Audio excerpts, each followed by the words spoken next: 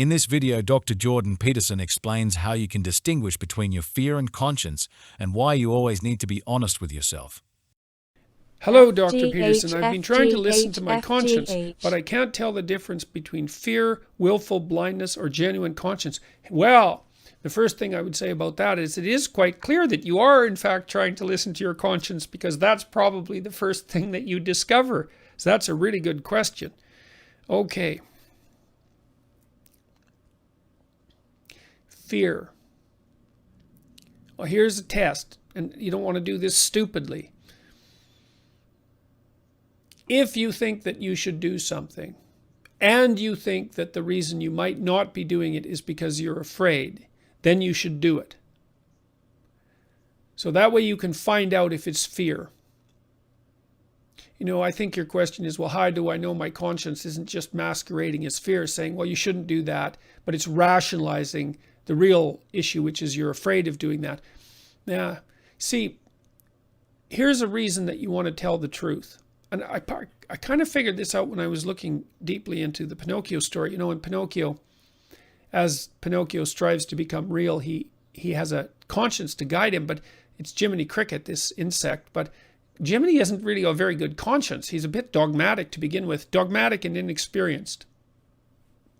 And so it's not like the conscience is an unerring guide. It's like a partner in discovery. And as you move forward in your life and you consult your conscience and you listen to it, then it gets smarter, and so do you.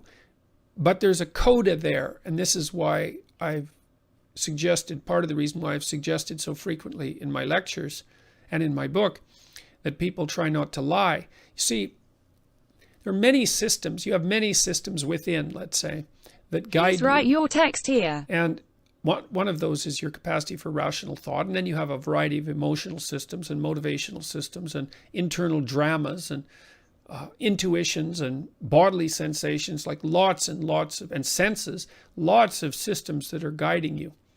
And many of them operate, you might say, unconsciously, autonomously, instinctively, implicitly, all of that. Now, nonetheless, you program them, like you feed them content, let's say. Just like you feed your body nourishment, you feed them content.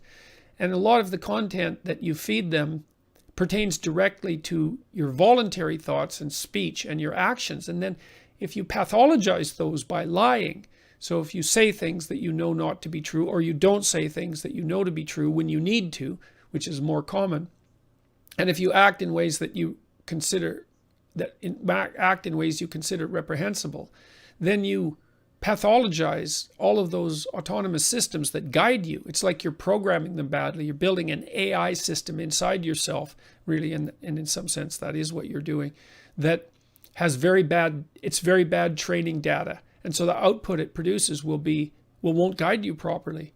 And so you don't want to pathologize your guidance systems. It's a really bad idea. So that's why you have to not lie. And maybe that's also why you have to say what you have to say. And you have to say it clearly as well. And you have to learn how to do that. So that's one of the ways of getting your conscience straightened out. And then you have to have a dialogue with your conscience. And you might ask, it's like, okay, well, what should I do? Or what should I do this, or should I not do this? So let's say you're thinking, should I not do this in the case of a temptation?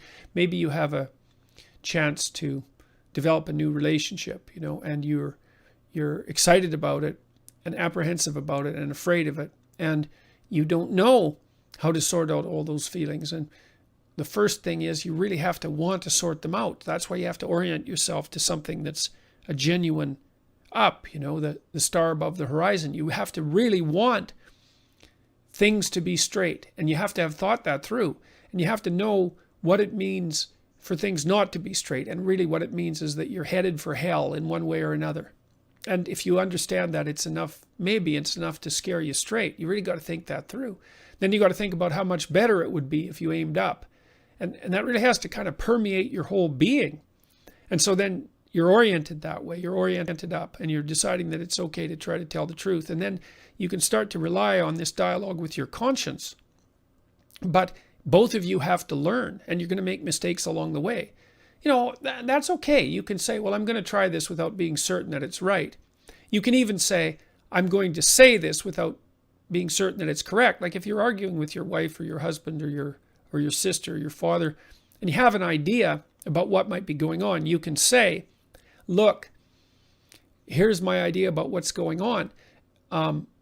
Who knows what that idea might be contaminated with? Like maybe I'm putting it forward just because I'm too proud or arrogant or angry or fearful or whatever. That's possible. Let's see if we can figure that out.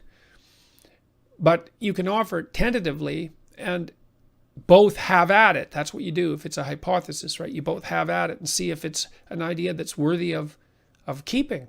You do that with your conscience. And then you move forward.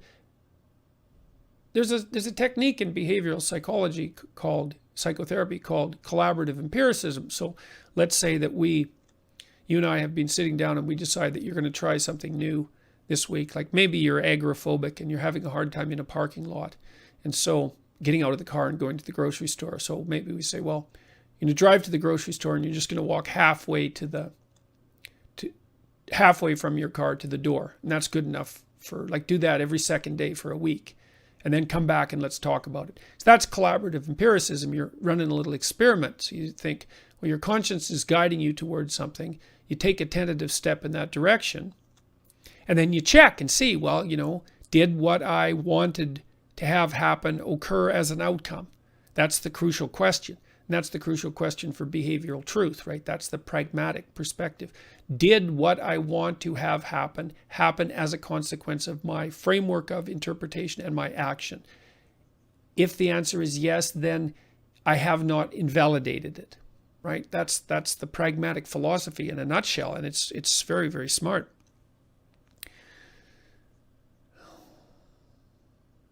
So you have a dialogue with your conscience that never ends, and hopefully it gets wiser, and you get wiser. And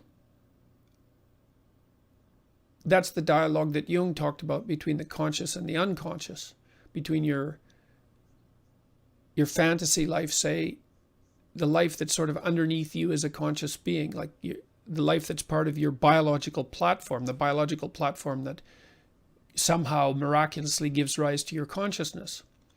You have a dialogue with that. We're always in dialogue. We're always in dialogue, right, with everything. So pursue that.